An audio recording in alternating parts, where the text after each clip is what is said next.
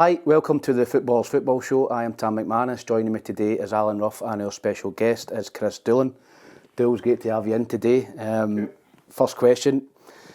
Obviously, you're out of job at the minute after leaving Partick Thistle. Is there still a desire to return to management at some level? Yeah, of course. I mean, it's not going to put me off. I think it's inevitable as a manager. You get sacked at some point. It's probably one of those jobs, maybe the only type of job that people go in not expecting it, but you know at some point it's coming, whether rightly or wrongly. It's football. As long as you don't take things personally, I think that's the way I probably am. I just think, I understand how football works.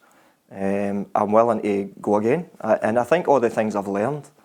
I've been in there 2 years, challenging at the top end of the Championship to get promotion. So you learn an awful lot in those days, and I'll take them at the next job, wherever that may be. After a wee bit of time off, then I'll get ready to go again. Obviously, you left Partick Thistle at the time. You were going through a sticky patch, obviously, of results. Did you see it coming, or did you think, you would get more time to try and put it right?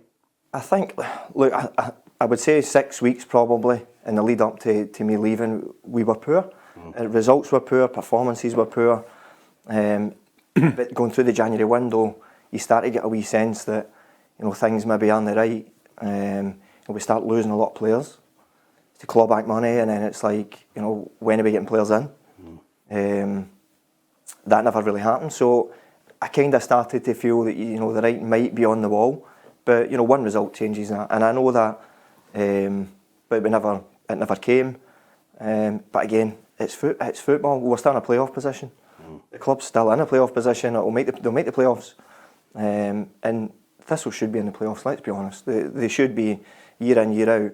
And I've probably been lucky that 2 years I was there, twice we were in the playoff final, then the playoff semi-final. So, and back in a playoff position again. So, as much as it's, yes, you can see it coming, you still think we're still in a position where we can be promoted here. I know you were saying there that there was 3 or 4 or 5 results weren't the way you wanted them, but if anybody looks at that Championship, every team's done that. That's every team at the bottom, every team in the middle, every team, even the top 3 that are there now, have all had a run of 4 or 5 results, and anybody who watches the Championship can see that any one of these teams can get beat 4-1 in any given day. Yeah. I think the Dunfermline one with you, I thought the reaction was far too quick. Because correct me if I'm wrong. I thought when after the window bit, you had 4 home games coming up. Yeah. You had 2 or 3 away games, which were pretty tough. I would have thought, well, look at the fixture list. Look what we've got coming up. Let's go with it and see if it changes like everybody else. Yeah. I mean, I sometimes think football. If you look any team in a snapshot in a short period of time, a month or 6 weeks for us, everybody will have months that they struggle. And that's what, but if you looked at it across the bigger picture, 18 games, maybe half a season, then you start to weigh things up, where we've been, playoff final, playoff semi-final, back in the playoffs, having not really played well. And that's the thing, we hadn't really played that well this season, but we're still in a position where, you can get promoted. But I do appreciate the fact that what we had set before, the levels in terms of style of play, delivering results, maybe wasn't quite there this year. But it happens to everybody, and like I said, I'm not naive to think that it's only ever me that's happened to. It's happened to every manager, and better managers than me, that's for sure. So at the start of the season, when you sat down with the board, was your remit playoffs, or was it to be challenging for the league title? Or no, look, because obviously you were still in the playoffs. Thistle are always to be in the playoffs. Everybody this year in the Championship will have had a wee go at it. Everybody's expected, to do better or throw a wee bit more money in. But you only have to look at some of the other teams. In January, United strengthened massively. Falkirk strengthened massively. Livingston, everybody in the top all went for it a wee bit. And even at the start of the year. You touched on it briefly without getting into detail. Why did it not happen with us? I just think the club doesn't want to overstep the mark in terms of finances. It was already carrying a wee bit of finance over. It's starting to think, well, we don't want to keep pushing. And I appreciate that. I don't want to put any of the club in any financial difficulty. I just dealt with whatever budget I was given. I would never go overstepping the mark. I would always work within it. My wife's an accountant, so I know how to stick the budget. So I just feel as if, yes, everybody's maybe went for it more than Thistle did. And that's the thing. That's the point, you know. I mean, everybody waits for the window. Everybody waits in the window to strengthen. You don't wait in the window to, you know, go the opposite way. I mean, particularly if you're showing the ambition to get there. Like, as you're saying there, the Falkirk brought in Brophy, they brought in Scott Arfield. I think Ayr United took a couple of Celtic boys, and the Celtic boy, the centre half. You know, and that shows you the ambition. I think, well, I personally think that you should have stayed a lot longer than what you did. Really, I'm not just saying that because you're here. I just thought it was a bit unfair with the window situation that people are leaving, and you're going, why? Why is he leaving? You know, when they're strengthening and we're weakening. Yeah, and I think it's, you know, they were desperate to make the playoffs, which they are, and that's got to be the case. But it was almost like freewheel it to the playoffs here, and it was a big gamble, thinking, you know, yes, we could cut back some money and still make the playoffs, and that would be the best of both worlds, you know. But it's a bit of a gamble to take, you know. Other teams double down on the fact they're going to make the playoffs, and they've went for it. Even some of the teams below Partick Thistle strengthened, you know, because they've all thought, you know, there's a chance here. Everybody sees it as a chance. And like I said, at the start of the year, everybody thinks or likes to think we've went for it. You know, we've invested. But then when you find out what everybody else is doing, and I would go and do that, you know, as a manager, I would speak to all the other managers. I would go and speak to other people, and you start to work out, you know, why are they able to afford these types of players, and it's because they've always invested a wee bit more than we did. And for me, it was like, well, we are where we are in terms of finances. I was budgeted for 4th. We were sitting 4th. But like I said, I don't take it personally. I want the club to do well, and whoever takes over by the summer, then hopefully they can get the club promoted. You would think you'd credit in the bank, obviously, with your previous campaigns, you know, getting to the final and then the semi-final. So I totally agree. I thought it was pretty premature. If you look at the start of the season, I would think Partick Thistle this season, playoffs for me. Falkirk, probably United would be going for the league. But you're right. If other clubs, and it must disappoint you in January, if you're maybe getting told to shed your squad or get rid of players, and you're seeing Curtis Main coming in there, you're looking at other players, Scott Arfield coming in at Falkirk.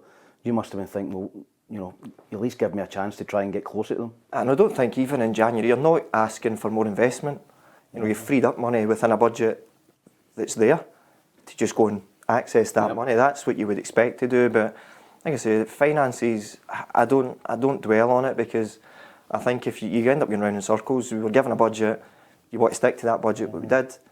But you know, sometimes you still pay the price regardless. Did you think at the start of the season, when you had your squad in pre-season, that it was strong enough to go and challenge for league title, or did you think after a few games, think to yourself, we're maybe playoffs this season? I think we had a very good squad. I think in the budget we had, I think we built a good squad. You look, there's an experienced squad. There's always been an experienced squad at Thistle. I played in an experienced team. You still get good young players around it. There's a good academy there at Thistle. I tried to make sure that we integrated them. And Ben Stanley's nearly 100 games. So for a boy at 20 years old, he's nearly 100 games. That's a sellable asset. Xander McKenzie's just past 50 games. Rico now starting to come through. So I tried to make sure that we integrate them and they become sellable assets, whilst no damaging, you know, the promotional chances. But I understand that, you know, you need to balance that experience with youth. But I still thought at the start of the season we had a right good balance of good young players along with good experience as well. Obviously, you've been a manager, going from a player to a manager. What was the difference between obviously winning at that weekend and losing at that weekend? Were you able to switch off, or was the job just all-consuming, win, lose or draw? Was it easier on a Saturday night to sit and have a glass of wine if you'd won the game? Or do you know, Tam, I think it's all-consuming. I think it's like you actually can't enjoy winning. And that's it. That sounds crazy. It sounds crazy because but it's true. You know, you win, great in the drive home because you think, like, we've got 3 points. Is it a relief rather than it's a relief? You can drive home, you can think, right, we've got 3 points in the bank. You go home, 2 hours later, you're thinking about the next game. Or you're coming Monday, and as the manager, the phone's going to go. It's always phone. That's what I was going to say. It's always phone calls. You know, when you think Saturday night, I'll relax. It doesn't happen. It's literally 24 hours a day. You would get 4 hours sleep. Genuinely, I would be on the phone till midnight, back at 12, 1 o'clock, and I'll be back up at 5. And that's just every day. Skipping down a few of the questions I was going to ask then, do you think then the sporting director appointment is something that would have helped you? I think so. Do you know what that brief is? I don't. I mean, it obviously came around just as I was kind of finishing up at the club. There was the talk of it happening. I think what it will do is allow a manager to manage the players and no deal with all the other stuff that comes along with it. You deal with all that agents? I was dealing with everything. I was dealing with everything. So I was dealing with the agents, the contracts, the negotiations, the coaching, everything. And I would throw myself into it, and I would still enjoy that. I enjoyed being involved in everything, but it's a massive job. And I think, if you bring a sporting director in, like they have done, it'll take 3/4 of that job off you, almost. And somebody will just get to coach the players, work with the players.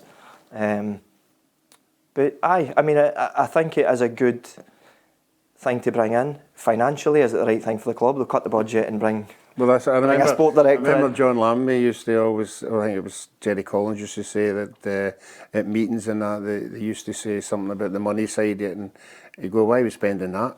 Give me it to buy a couple of players. Yeah. That's from a manager's point of view instead of... And I can see that, having been in this side, I can probably see that, because you always think, that's my budget. That's why am I losing some of my budget? When I can't get some players in, or the quality of player, but yet we can finance it in it. But the club, let's get some backers in there. That's maybe the route they want to go down. They want to be a bit more established of a Premier League team. They've maybe seen other clubs do it. But Ian Barraclough comes in, hopefully does well. Mm-hmm. See, you must be pleased that, not pleased when you left, but you must be pleased by the fans' reception when you left. Yeah. It was just, they were so into everything you'd done and stuck with you. All right, don't like results at the end of the day, but you would think when a manager's leaving, they would be going glad. I don't think that was the case. No, I totally appreciate that from them, because I obviously seen it on the TV as well. There was the banner went up at the Friday night game on telly, so I think that shows, and it kind of shows, we've been through a lot together. We've probably achieved a lot. We went for 4th place to the playoff final. Nobody's ever been promoted for that position, and for a good reason. It's now impossible to do it. It's just fatigue, so it just builds up to the point where the players are out on their feet. But I think the fans maybe appreciate the fact that for the last 2 years we've given them playoff final, semi-final style of play as well. And obviously this year, like I said, albeit the performances maybe weren't at the same level because we set the bar high, we're still getting results in terms of, I think we got a 44% win record in the championship. So, like I said, I don't take it personally, because I think it's football. Better managers than me get it. But dust myself down and be ready to go again. Brilliant. Obviously, the last couple of weeks, there's been a lot of chat about changing structures to the leagues and different things. Would you like to see a different structure of the league, or are you quite happy the way it is just now? I would change it. If it was me, I would have a bigger top league. I think if you're talking about breeding young players in Scottish game, you need to make the league bigger. Managers are terrified to play young players. Did you feel that, sorry Chris, did you feel that when you were maybe a couple of games without a win, you can maybe feel just a wee bit of pressure building, and you'd young players maybe coming through and catching your eye in training?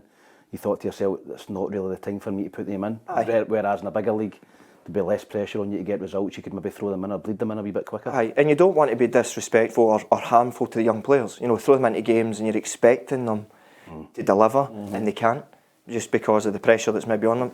But if the leagues are bigger and there's less chance of the managers getting the sack because they're at the bottom straight away, you're going to see more young players. And for me, that would be the biggest reason to make the leagues bigger. Yes, it's all TV money, and that's what makes the world go round.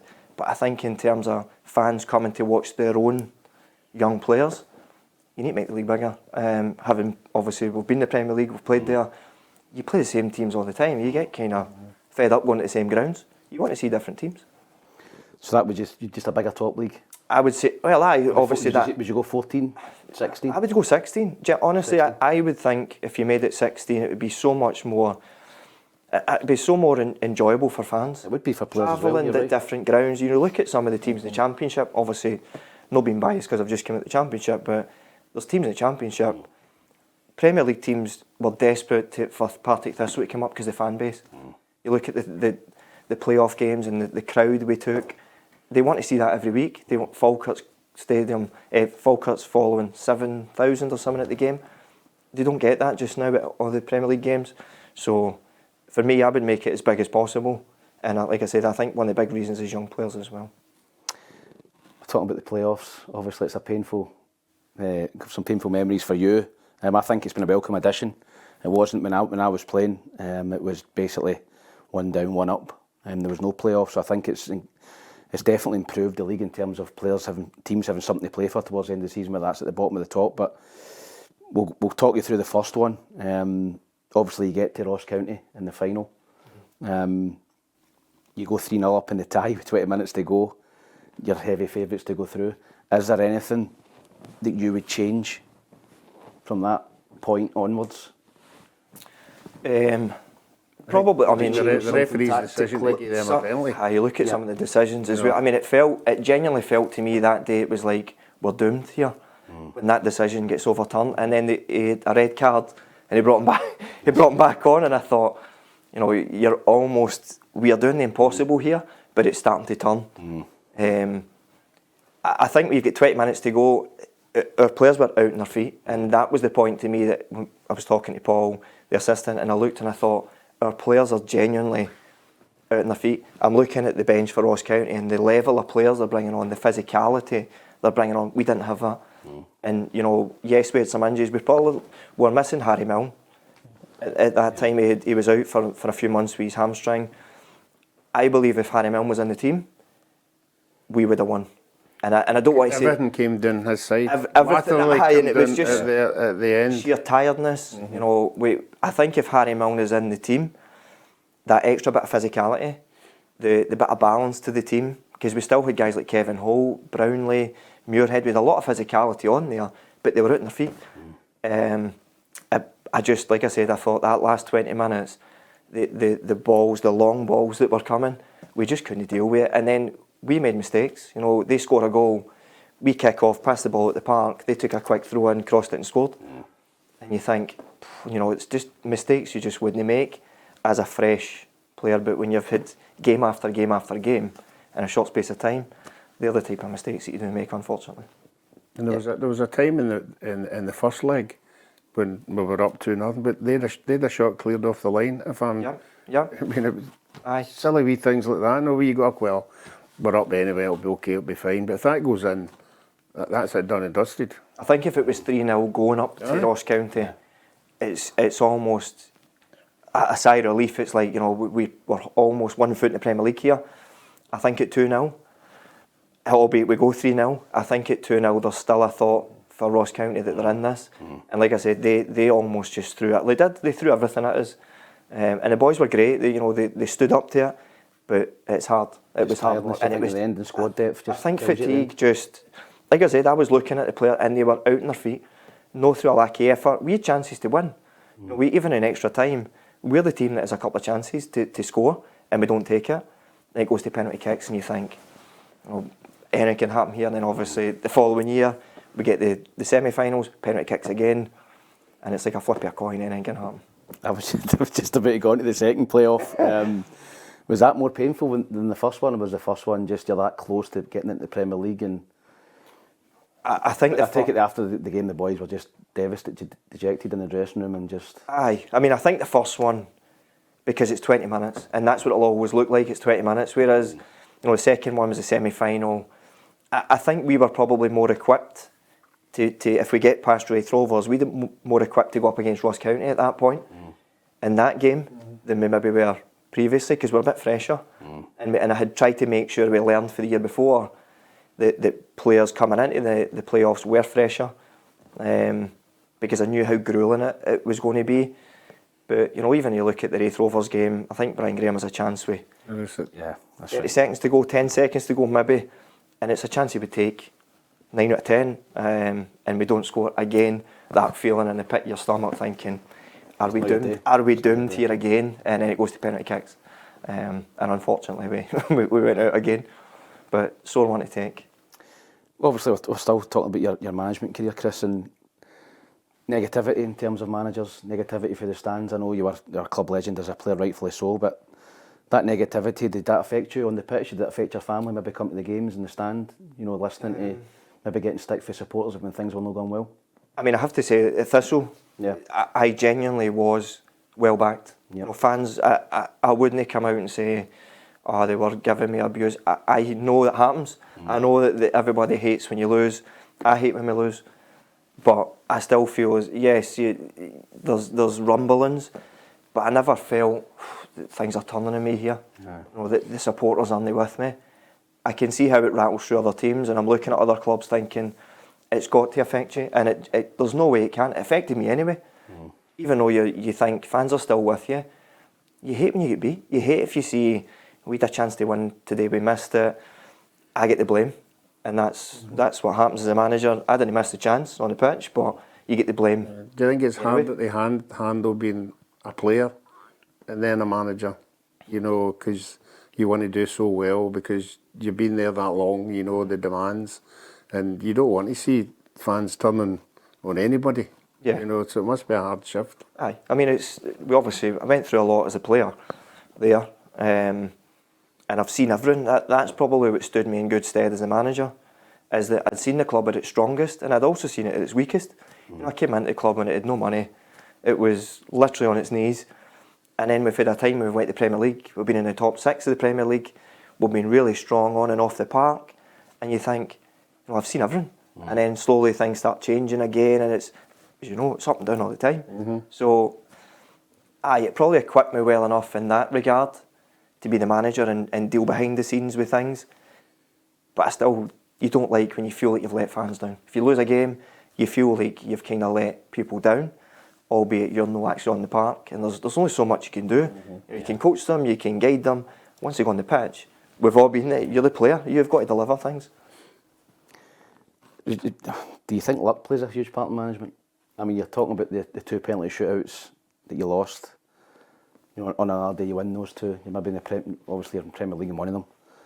Do you think there's wee bits and pieces of luck that plays a part in management? I think there's no doubt in that. If I'm honest, I think there's no doubt that. I'm not saying you have to be a lucky manager. It's a bit like being a player. You need to be playing well at the right time in the right place for somebody to see you to say, McManus is the guy we want. So you have to almost be lucky to be a footballer. You kind of have to do the same as a manager, I think. You know, doing well at the right time, or for a sustained period of time, but also just in general.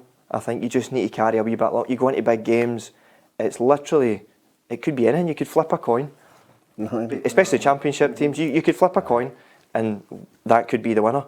Would you say a massive loss this year has been Wee Lawless? The injury? Yeah. I mean, he just adds so much to the team, doesn't he? And he's brilliant on and off the park. He's great for the team, you know, in terms of the way he is as a person. But also, you just need to look back again. Look at the playoff games with Jack McMillan behind him. The way, all you need is half a brain to be able to play with Stevie Lawless. Half a footballing brain, he'll find you. And I was probably lucky enough to play with him when we won the championship. So I know what he's like as a player to play with. But also in terms of to work with and to coach and to manage, he's the type of player that you want playing. And when he's out for such a long time, and then we bring Dan Mackay in, he does his knee, and he's out for 7 months or something like that, and Dan's been out. So you're almost, again, you're starting to think, you know, we're bringing players in, quality players, bring Logan Chalmers in, bringing in quality players, but they need to hit the ground running, and then obviously injury plays a part. You don't have Lawless back. Hopefully he's back soon. I think he's due back any time now. But big miss, because the style of play requires a wee bit of flair in the wide areas, a wee bit of guile as well, and I think he's the type that gives you that. How difficult was it to lose key players, Kevin Holt, Docherty, Tiffany, guys like that? How difficult was it to try and replace guys like that who went up obviously into the Premier League? Yeah, it was really tough. That summer, the horrible side of that was after the Ross County game, the budget goes there. And all the guys haven't. So they've got the Premier League. Everybody, and you know, I think for the last couple of months before the end of that season, some of those boys would have stayed. I genuinely think if we'd been allowed to go and sign them, or had the money to do it, they would have stayed. Some of them would have stayed. Some wouldn't, because they had pre-contracts, or like Tiffany, for instance, was doing so well that we've all been, as a player, you're going to hold off and see what comes up, and he's got a great move to Dundee. But I genuinely believe some of them, having had the discussions, they would have stayed. But when you wait, they would definitely stayed if you got into the Premier League. 100%, they would have stayed then. You have to say, if the three of them had stayed, you'd have a better chance of getting into the Premier League. Absolutely, and but then if you lose those types of players, you then cut the budget. It becomes even harder. But then we finished third. The next year we finished third, so we actually moved up a place. We're the highest position, I think, since we won the Championship in 2013 when I was playing. So with less money, it's not always about money. I'm not, before I start this, I don't want to have a go at anybody. It's now fan ownership. And obviously, quite rightly, as you said earlier, they're living within their means. They don't want to put the club into any debt whatsoever. They're doing the best to keep a level field. Do you feel then that, although they're doing particularly well for the club, it's a hindrance for the team, if that's the way they're operating the budget? I think it becomes difficult. I think it's great the club's fan owned. Look, I think it's brilliant. I think fans want to have a say in things, and it's brilliant. I still think there'll need to be benefactors around to help these things, because it's a big club. It's a big club. It's great when you look at teams like Hearts, with 14,000 people paying into, or whatever it is, a foundation of Hearts. They must be generating £1 million. It's whatever. So it's great. I do think at Thistle it'll take a bit of time for it to get properly up and running, but I think longer term, if they get it right, then it's sustainable. At the point now, it's budgets are up, they're back, they're up, they're back. That kind of up and down makes it really difficult for everybody. But fans do all. You know what the point I'm trying to make is, when it was Dundee United and it was Dundee, we all throwing the kitchen sink at it. They're all getting heavily into debt to get there. Yeah. So I suppose at Thistle you have to be responsible. Yeah, and I think that's because it's okay throwing 3, 4, 5 million at it. If you go up, you get the rewards. But if you don't go up, you're leaving the club. Aye, and I don't think that'll ever happen. And my job, obviously, looking after the budget, is to not overstep the mark. If you do overstep it, you claw it back. You make sure that we live within, and that's why the January window for me was tough, because I was actually still working within that framework. And it's the money that you've freed up that you should then be able to go and, without overstepping the mark that you were given. And that would happen if it wasn't fan owned. If you had a budget and one player went out, you get that money to bring up. I think it happened anyway, even previously. If you free up £100, you get to spend £100. Yeah. I think that's just football. But I do think there's I get where you're coming from. When I was there, which was a wee while ago, when, as I said earlier, when the window came, we were looking to get better. Because we wanted to get there. If we were to go into the manager and say, well, you're not getting it, to me that's defeating the purpose of what you're trying to do at the beginning of the season, is to get up. And I don't mean spending millions and millions of pounds. I just don't go back the way. Getting that extra one player you think could make a difference. One player, that's what they all look at. Is that a striker? Yeah. Big Brian's up there, he's doing remarkably well, but do you need somebody to take the pressure off him? You don't let one go. It's his backup. You don't let Robertson go when he's the only other one. So what you're doing is you're putting more pressure on Brian Graham. And I think most other clubs is they would bring players in first, then they would start loaning out. It's like you bring somebody in, and then you think, right, well, the young lad can get some games somewhere. But we had to do it the reverse. We had to loan them out with no guarantee that somebody else was there. So, difficult situation, but I understand how football works. You just get on with it. We then sell Harry Milne, who I think will be brilliant at Hearts. I think he's the type that, he's such a coachable lad. His physicality, he's built for the Premier League. He'll give them legs, he'll give them energy, and I think he'll be great for them. So, but you end up selling one of your best players and then struggle to replace them as well. So, difficult for me and my side, but great for when you see likes of Harry Milne, who's worked so hard over the years to get to the Premier League, he gets the move that he deserves. Obviously, Brian Graham was speaking about him. He's in as a manager now, him and Mark Wilson. Did you see it from Brian? Obviously, going into coaching and going into management, and Mark Wilson, how do you think they'll get on at Thistle?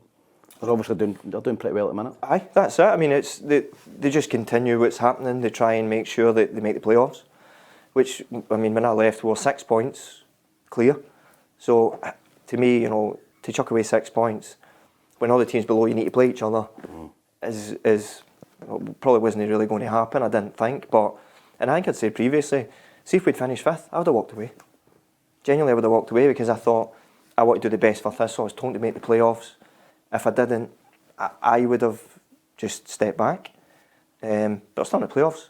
So, and I think Brian and Mark will make the playoffs. They'll continue what's there. They've got a good group of players, and they're picking up some good results. So that's what it's about. It's about making the playoffs. Regardless, they're in a playoff position. They have to just make sure they carry that on and get in the playoffs and then end as possible. Well, obviously, we're talking about management. It's particularly difficult nowadays, the social media and the pressures of everything that comes with that. Have you got sympathy for guys like Michael Tidser at Dunfermline, Charlie Mulgrew, obviously, just left Celtic Hearts? Have you got sympathy for the guys like that who are in a job maybe, 8, 10, 12 games and then they're sacked? Of course, look, it's hard enough. I said that, where it's like, it is 24 hours a day, and people maybe don't appreciate that. They don't see that side there. But I think to be given, what was Tidser, 8 games, 8 championship games, is nothing, and I'm sure he was told to come in and keep them in the league.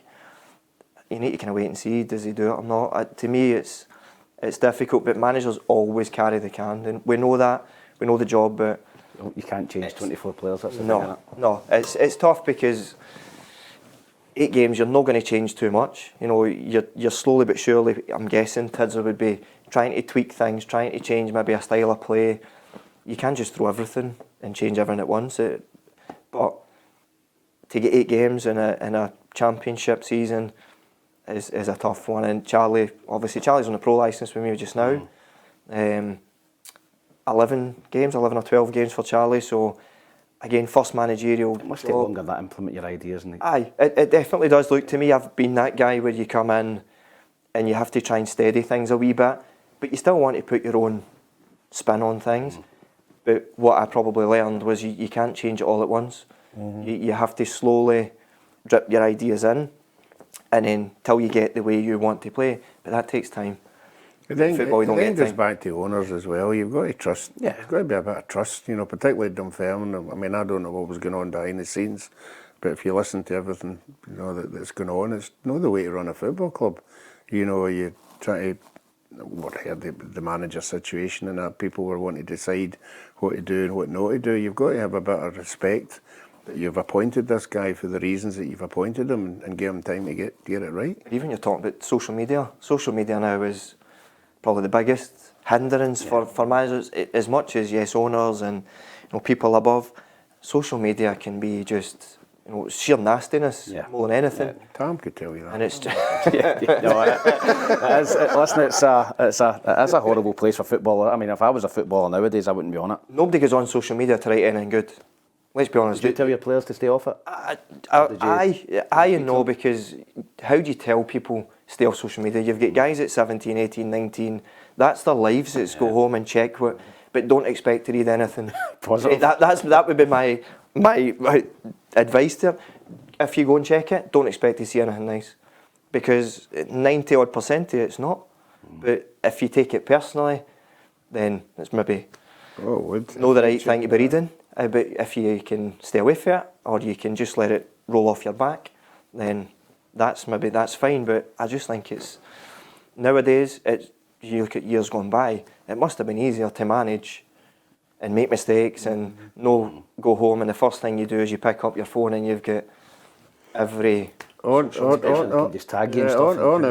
our show we talk about it nearly every month, is mental health. And footballers, I think, is a large example of that on that social media. How all kind of different players handle it, how the young players handle it, and you as a manager don't know what's going on behind the scenes, but if you're a good manager, you can see somebody's walking about the dressing room and something is getting on. But I would think social media would have a big influence in that mental health in football. Well, it used to be, obviously, when I was playing early 2000s, going through to maybe 2015, it was maybe fan websites, it was fans forums, and you could make a choice to actually go on and read it if you wanted. Yeah. So if I was at Hibs and I could go on and read the Hibs.net or the Hibs fans forum, and that was my decision. But I think now that there's no real decision. If you're on Instagram or Twitter or whatever, if somebody can actually directly tag you and say you're shite or whatever it is and give you abuse, which it must affect young players' mental health. It must. The difference for me and Dools is we'd be player of the year every year. You'd be healthy. I think the thing for me is, I'm not really into social media. That's the thing for me. Like, yes, you like to have your friends and stuff, and you'll keep in touch. It doesn't bother me in the slightest. It genuinely doesn't. What about papers? No managers say I never read the papers. No, I don't. I honestly don't. Just stay away from it. I genuinely think it's back to probably the advice I give to young players. Don't expect to read anything that's good. You know, if you want to see you're great, you're brilliant, go and speak to your family or something like that, or your pals, they'll tell you. But don't go on social media and expect to read amazing things about yourself. It probably just doesn't happen. Well, I spoke about your managerial career, Chris. It's remiss of me not to speak about your playing career. Obviously, a legend at Partick Thistle, and the two guys in the Partick Thistle Hall of Fame on the couch. So superb. One deserved it. But obviously, scoring 100 goals for Partick Thistle. Was it more than 100? More than 100. 121. Where does that set you in the pantheon of Thistle goal scorers in your top? In terms of league goals, top. So all time. In terms of league goals. You said to me Dougie Sumner. I think Dougie Sumner must have scored a few goals. I couldn't. In terms of overall, put a name on that. Fourth. So I can't think if Dougie Sumner's. I think I was above Dougie Sumner, but I'm fourth overall. But in terms of league goals, we're always out the cups, so didn't score many cup goals. But in terms of league goals, most of my goals came in the league. So I think once I scored 100, that actually made me the all-time top goal scorer for league goals. So it was like a double whammy that you make 100, but I was the first player to do that. And obviously McCall brought you in from Auchinleck Talbot. You're obviously forever indebted to him for giving you an opportunity in senior football. How did you get on with him as a manager? Obviously played under him for a long time. Yeah, brilliant. Look, he's still a close friend of mine. We still speak regularly. I met up with him not long ago, so for coffee. He's one I would turn to for advice. And I think, it was a situation when I came into the club. I'm coming in after my friend, really. He's lost his job. I'm probably in the situation now. I've just lost my job. Ian McCall, I'd never seen that part of football. Was a manager clearing out his desk, clearing out his office. Because I've always been in the playing side. You just come back the next day and there's a new manager sitting. Whereas I was on the other side of it this time, and I thought football is so harsh. It's so cruel the way it's done. I just thought, is this really what you want to do? But then I spoke to Ian, obviously. We are really close. And like you feel a bit guilty there was a bit of guilt there when you left and you came in? I spoke to him straight away because I thought, What happened after the Rangers? What did I do here? And again, I'd only been back at Thistle about a month. I don't think I'd been paid. I don't think I'd been the under-18s manager. I don't think I'd been paid as the under-18s manager, and I was coming through to look after the first team. A double wage that month. So it was a couple of bonuses in that month. But again, I know how football works. I know how wild it is. And when I spoke to him, he kind of gave me that pat in the back to say, look after the club. My situation wasn't his situation. He was dealing with his own stuff. But the thing for me, when I came in, the team that went to the playoff final, I wanted to do that for him. Genuinely, because I didn't build that squad. I took over the squad. I didn't, drum those ideas. I think they'd just fallen out the playoffs positions. I think, if I'm right, just fell out it and no more. And then he leaves. So, again, when you come in, you be respectful as to what you're taking over a good squad with good players. All I had to do was try and guide them a wee bit. And like I said, I wanted them to make him proud of what they've achieved, because he built that. And like I said, I know that it's cutthroat and he was out the door. But for me, it was like, this is a tough situation here. You're coming in off the back of your friend. but ultimately he had said, to look after Thistle, and I think we're so close that we both know how football works. Do you not think he'd been a good director of football? I do. Thistle? I do. I think he'd be great. I thought the position was just made for him. That's his strengths. Identify people like you, identify loads of young players, even at Ayr United and at Thistle as well. Yeah. I think that. And he ticked all the boxes for me. He does. He ticks the boxes in terms of recruiting players and going out and watching, and he'll spend that kind of time. But see, in terms of the manner of dealing with, because you've got to remember, sport director will deal with agents, difficult. A lot of time as well, a lot of phone calls. But you need a certain manner to deal with them as well. He's got a great manner with people. He's a people person. You need somebody with a wee bit of, we all know him well. He's got that wee bit of cheekiness about him. He's got a bit of patter. You kind of need that. And I just think, as a sport director, a director of football, if it doesn't happen at Thistle, maybe at another club if that comes up, he's definitely got those types of strengths. And certainly in player recruitment, he's brilliant. Yeah. He's absolutely brilliant. But it's no by chance. It's not just that they go back to that luck. Talk about. I don't think it's just luck for the players he's identified. I think you've got an eye. Doing your research. And it's the experience. Yeah. He's been through everything. He's been player, coach, manager. I think by then it's about sheer experience and what you're looking for. But somebody I'm really close to, I'd love to have seen him get the job, and if I'd still have been there, he'd have been the one I'd have put my hat on coming in, because I think we'd work really well together. But it wasn't to be for either of us. But hopefully, maybe in the near future, he'll get something like that. Obviously, we're just going back to the playoffs at the minute. Do we have to? Do you see? No. Talk about this season's playoffs. This season's playoffs, obviously. I know you'd love to see Partick Thistle going up, but do you think Ayr United? I think Falkirk win the league now. I think that's it's pretty clear. I think they're going to win the league. Do you see a Livingston United or Thistle beating a Dundee, a Ross County, or a St Johnstone over 2 legs? Do you think there's? I would hope so. You'd like to think so. I've been on the flip side as a player. Partick Thistle are going to probably finish 4th at best. But coming for 4th, as we've seen, was almost, and it is, as much as we all want to think we can do the impossible. It's impossible, and it's so tough. It's gruelling. The schedule's gruelling. If you finish 2nd, you genuinely have a massive chance. You've got a real chance.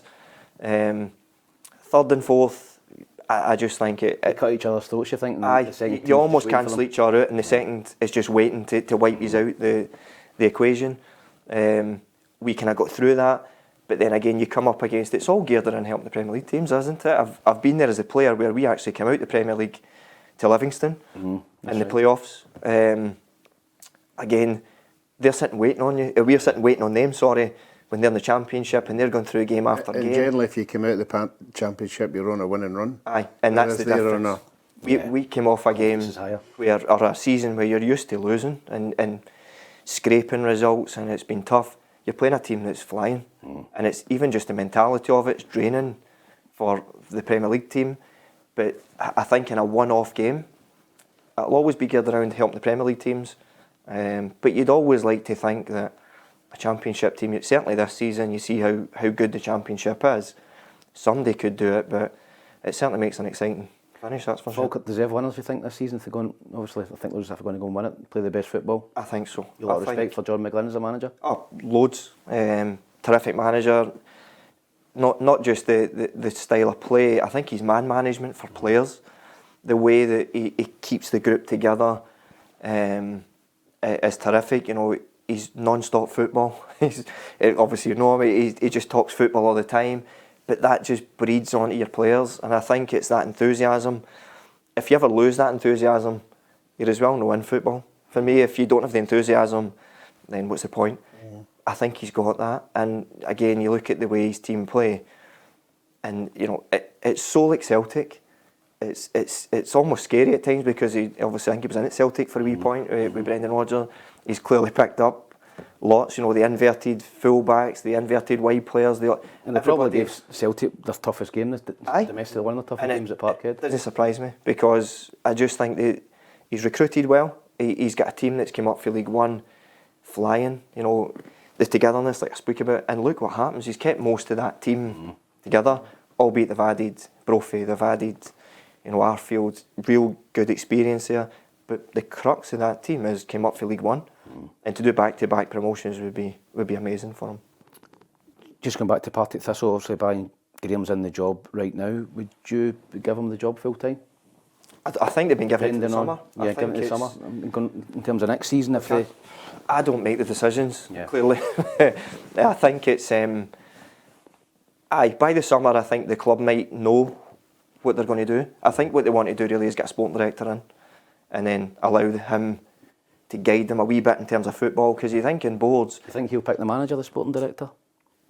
I think he'll have a massive say in it, if I'm honest. I think what Brian's done, he's done what Dools has done. He's got the fans on their side. Well, Dools got it because the fans really liked him. And I think Brian's in the same circumstances, But you're right. If there's new investment coming in, a new director of football, there's always going to be a lot of dialogue at board level, and it depends. I mean, depends what way you want to go. You have to look at who's available as well. Yeah, there'll be a lot. There'll be a lot available. You think guys like Callum Davidson, just left Queen's Park, Kettlewell. You've got tons. There'll be tons. And that's where I think Partick Thistle's a club that, especially having a sporting director in now, it might show, we're really going for it. Albeit you're cutting the budget back on the playing side, but to the outside, people might think that's a team that's going somewhere. So you might attract a manager you maybe didn't think. Right. Let's part the football. A bit of fun now, Kris. Your boyhood hero growing up? I had two probably. Henrik Larsson was one. Both strikers, by the way, funnily enough. Even when I started as a winger, I'd end up playing up front. Larsson, just for, not the biggest, but good in the air, a smart player, and somebody I would kind of watch, and even as a young player for me, thinking, what's he doing off the ball? It's great you score all these goals and you're, the leading kind of marksman, but what are you doing without it? And I would watch and I would be thinking, how does he use his physicality that he's lacking in a wee bit? How does he score so many goals? And I would be trying to watch these things and try and relate it to myself. So probably in that regard, Larsson would be the top. And Thierry Henry was another one. And I didn't grow up as an Arsenal supporter or anything like that. I just loved the way the pace he had, pace and power. He came in off the side, he could play wide. I think about Barcelona and plays out wide and stuff as well. And I started as a winger, and I always thought, well, could I become the forward? I played as a striker as a young player as well. I'm a winger, I'm a striker.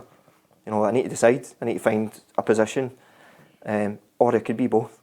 And I thought, well, if you watch Thierry Henry, he basically could do both. And I was pretty quick as a young player. I thought, well, these are the types if I can learn. And I always think football's about learning. You never, if you think you know everything, you'll hit a ceiling and you'll stop. I think if you're the type to just open your brain up and accept information and accept to learn, you could go anywhere. And that was probably the two for me that were heroes for me. Best player you played with?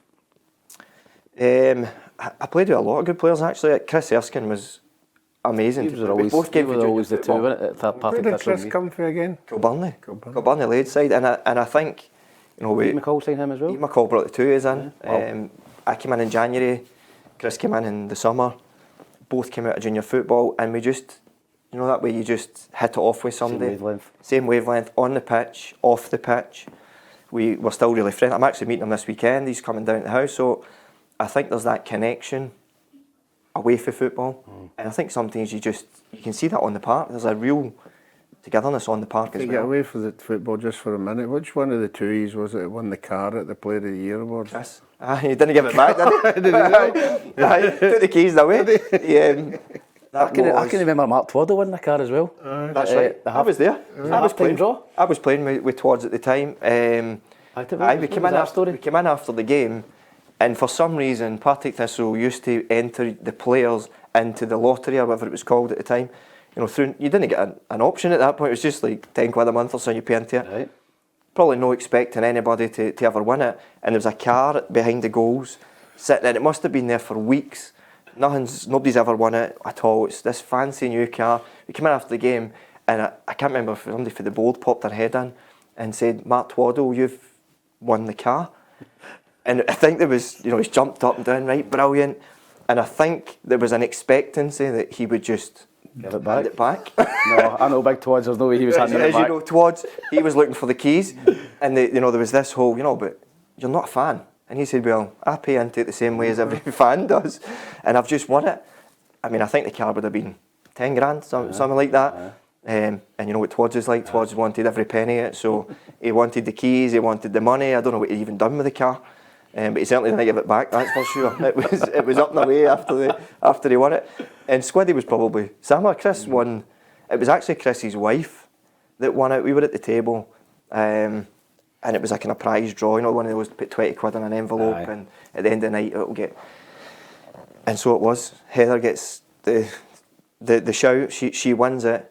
So straight, take the keys off them and away. And it was this whole, your car's in the lobby. And it was, take it home. And Kris was like, well, we won it the same way as everybody else. Put your £20 in an envelope. 600 people here, we put 20 quid in the same as everybody else. So, quite right, just keep the car. Best player you played against?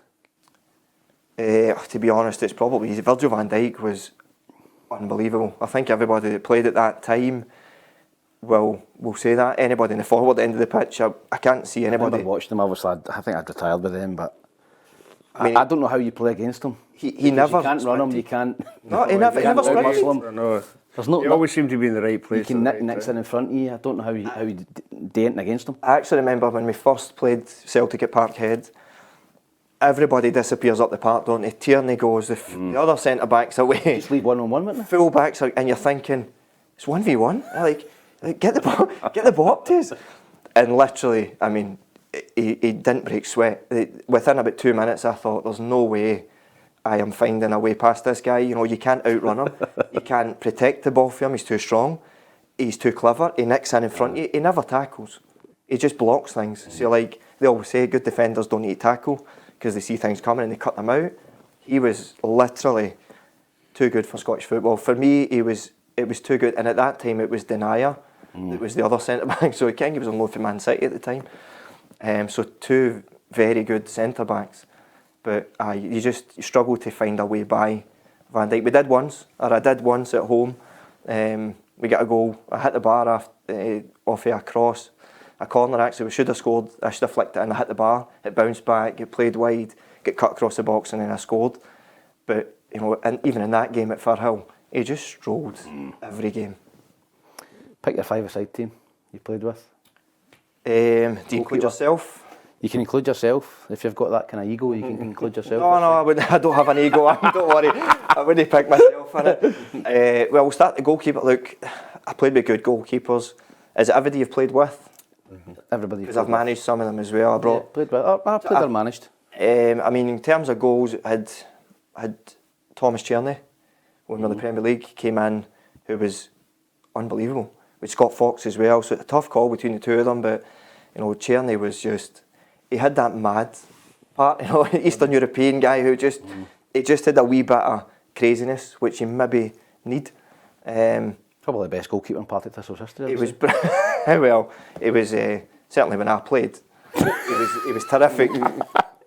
So he would probably go in the goals. I would say, defence-wise, Liam Lindsay was terrific. I think he's doing great. And I don't like just saying because he's playing in a big side. Where is he now?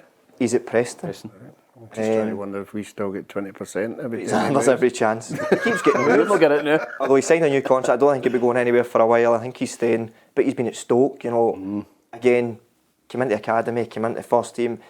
And when I was playing, Liam was as quiet as get out, And I think Archie was the manager, just trying to get that wee bit out of him. Because when he did, he had different. He was aggressive in both boxes. He would get his goals at one end and he would protect the goals at the other end. So I would say, just in terms of defending, he was terrific. I think at the top end of the pitch, Lyle Taylor. Yeah, excellent, good player. We had Lyle twice. I think Lyle, if he'd got his head on it more, I know it's like if you're out on loan, you maybe don't want to be out on loan, and it's like he's came for big clubs and but he was just a goal scorer, and he had pace, he had power. You don't get to where you are, or where he's been, without the attributes. I think he was superb. He came into Thistle, like I said, the pace, the power he brought. He get goals. I always remember he played, I think it was Aberdeen. I think we played Aberdeen. We never really scored against Aberdeen. We struggled. Aberdeen were a good side at that point. Lyle scored twice. And it was like, Lyle could actually score 3, 4, 5 here. He is running them ragged. He would have to go in the top. And then I think on either side you need to go Lawless and Erskine. For me, when we won the championship, I played as the number 9. Obviously those two were on either side. It was just, a lot of it was kind of telepathic between the three of us. We'd rotate round, and I'm talking before about, Thierry Henry. Sometimes that would be me. I would end up out wide, and Erskine would end up as the 9. Lawless would end up as the number 9. I would be. There was just that whole. You need that freedom to do rotation, that. But you also need people to feed the box. And having been a goal scorer, your job is to just secure the ball, give it to your ball players, and run and get in the box and be ready for the ball coming in. And I always knew that wherever Lawless and Erskine were, they were going to find me in the box. They're looking for me. So I had to try and free myself up. So my job was actually to make space away from Van Dijk or whoever it may be. If you can make that space, they'll find you. You left out the boy Pogba.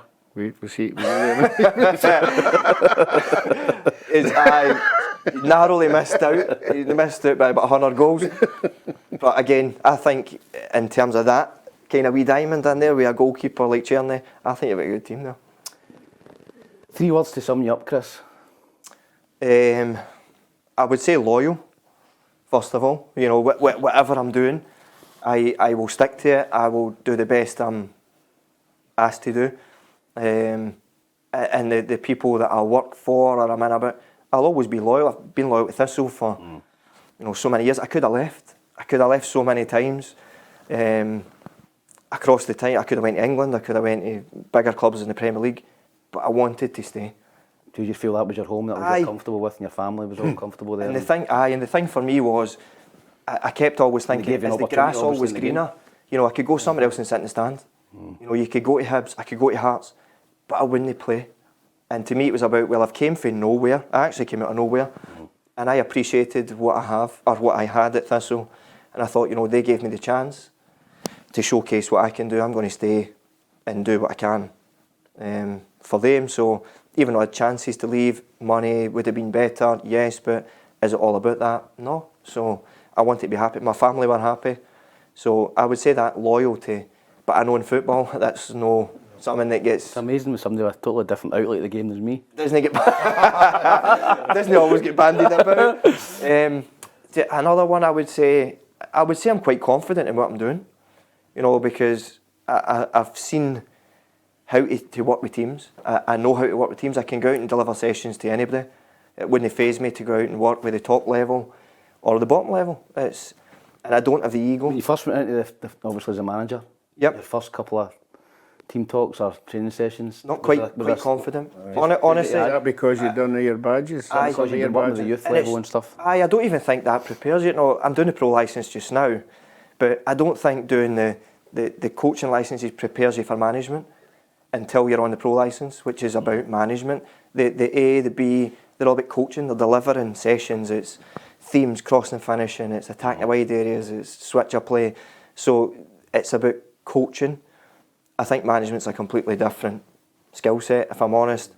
But I think for me it was like when I did step into the Thistle job, I'd almost had a taster of what to do. I'd opened my own football academy down the road, so I was managing that, managing the accounts of it, managing coaches, delivering sessions, delivering a lot of sessions, different levels of players. I then went into SFA Performance School with James Grady. So working with some of the best young players, probably in the country, where the demands are that you put good sessions on and you develop these players into international players, I suppose. And I thought then I go back to Thistle as the under-18s, as the manager. I'm almost, when I stepped in, that's when they offered me the job actually. My first thought was, am I the right person to help Thistle here?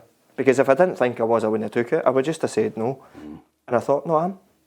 Because I've seen everything and I've learned what not to do. I've learned what might work. And I thought, well, you always talk to other players about backing yourself. You know, here, man's like, you need to back yourself a wee bit more. Back what you're doing. I thought, well, if I don't back myself now, what's the point in telling everybody else, telling all these players to back themselves? So I thought, well, I'm going to do it. And from that point on, I am confident in what I'm doing. You know, I can go out, like I said, I can go out and lead. I can go out and deliver team talks. That doesn't faze me. I've done a lot of the media stuff before. So in terms of speaking and getting your point across, I think if you're a good communicator, you can manage. And you also have to appreciate the fact that you don't manage everybody the same. See, you were obviously at the academy and the young teams. When you became the manager, was it more pleasing to see these young players getting a chance and coming through? Yeah, I think so. Look, nobody wants to see anything more than their own players. They love seeing the academy players. I was well aware of that, and I think in there, but you have to make sure it's the right time, it's the right environment. And I tried to build an environment. It's a learning environment. You know, every day I would say to players to come in and get better, every day in training. There's no point coming in and going through the motions, because one, it doesn't make you any better, and it doesn't help the team. But you need to set an example for, you know, your young players, because if we set a good environment where they feel comfortable to come in and make mistakes, ultimately they're going to make mistakes, and that's, you know, You need good pros in there, you need experienced people, pros that's going to scream and shout with them and try and help them. Don't lambast them just because they make mistakes, because we've all been there. But also, even in games, you know, if they lose the ball, if you've got a team that's got, you know, everybody's the young players, they don't know how to win it back. But if you've got good experience run about them, they can guide them, they can help. I felt as if that kind of balance was key, and that's how you get sellable assets, as you make sure they get plenty of games. Ben Stanley coming in at 100 games now, like I said, I just think that's not just a 2 or 3 games and then he's aware, he's made a debut and he's back out. He's an established first team player. Xander McKenzie, the same. These are the type, I think, that you should be putting your energy into and your time. And I would stay after training with them, I would stay and do one-to-one sessions, I would do individual stuff, not just with young players, but I would do it with first team players, because I'm probably not retired from playing all that long. You know, you're only out a couple of years, where you think, I know that I would appreciate the manager, try to help you, or the coaches staying and giving extra time, and that's what I would do. And that kind of work ethic, I think, breeds through onto your players, because they see somebody at the top working that hard. It kind of rubs off, and hopefully that's what kind of carries them through their career.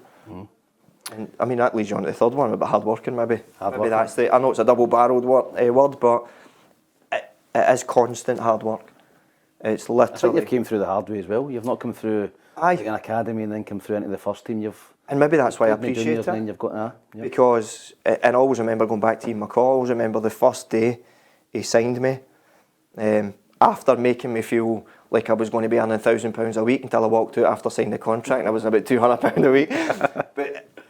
But that feeling of, you know, if you work hard, your talent will take you so far, but you need a work ethic. And football clubs, football managers can give you a platform, but they can't do it for you. So it's like, well, your talent can take you so far. I sat down that first day, that was the chat when I was signing the contract, that, you know, McCall was all about, you know, talent's great, but it only takes so far. And there has to be more to that. And I was willing to do it. You know, as you say, I came from nowhere. I'd been rejected so many times. No big enough, no fast enough, no strong enough. Fine, I'll just find another way. And it's like, well, if you take it personally, it maybe is damaging. You're a young player, if you're 14, 15 and you're told you're not big enough, you're not strong enough, maybe that is what stops people. I was just determined not to be. And that's why I think when I went through as a player, I worked every day in all the things that I wasn't so good at. Because it's easy to work in the things you're good at. It's not so easy to go away and work in the things you're not so good at. But then when I became the manager, I thought, well, if I keep that work ethic, and like I say, I'd be up to 12, 1 o'clock in the morning at times, still organising things, still making sure everybody else's job was covered. And it's that work ethic that, you know, I would have no regrets then, because I've given everything I can. Now in this point that I'm in, I think it's about stepping back, a wee bit of rest, a wee bit of kind of recuperation and refreshed, and then ready to go and do that for another club, and that's what I'll do. Well, listen, it's been great talking to you, Kris. I hope you're back in the game soon. I think your record at Partick Thistle definitely deserves another crack at the at least championship level.